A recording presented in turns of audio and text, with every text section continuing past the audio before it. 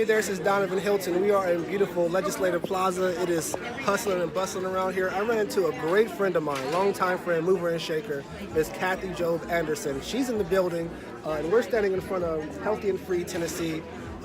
Kathy has on her Healthy and Free Tennessee shirt on, and I wanted to connect with her to find out more information, and as that was the case, I wanted to make sure we all were able to join the conversation. So, Kathy, what brings you here today, if you don't mind me asking? Okay, this is actually my second year, and it was one initiative even last year that caught my eye that had to do with women in prison. So this year, of course, I'm on the mailing list, and there's some more agendas.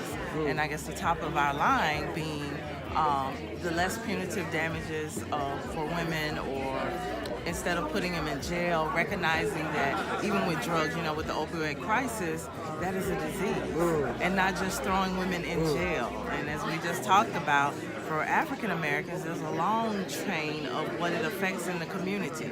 So a lot of times those women have more than one child. So when you're taking them, putting them in jail, again, for a disease that's not being treated, so all you're going to do is have a little cold turkey, and then they go back out in the community. I see. Right. So in the process, those children have to be placed somewhere else. In the process, they might go across town to another school for a while that mother is in jail, actually, not even recovering. So they're going to come back into the same place. So it's just a never ending, and for whatever reason, some legislature does not understand that it is a disease, and they're just throwing them in jail. Right? So that's my biggest one that kind of hit me and tugged at my heart. The other part, little things that we don't know, is getting shackled while in jail. I see. And being pregnant. I see. Not getting the prenatal care, not being able to, those that can breastfeed, not being able to do that. We all know how important that is, because at the end of the day, when they get out, it might be 3 months, might be 6 months. Now they have to go back to that child. I see. And there's no connection.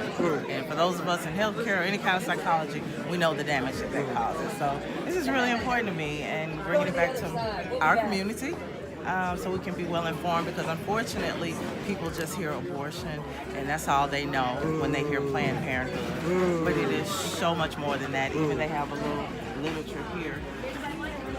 It's kind of cool, because I did not know. With the 1 in 3, they have stories, but many of the women have babies already. So there's not just a cut and dry of having abortion. So taking away that right, it's much more than that. I see. Way much more. That is awesome. And I know when I run into Kathy, she has her hands into things that matter for life. And so when I ran into her, literally I was minding my own business, and I'm just here, building relationships. And Kathy is on her grind. I had to make sure I captured that.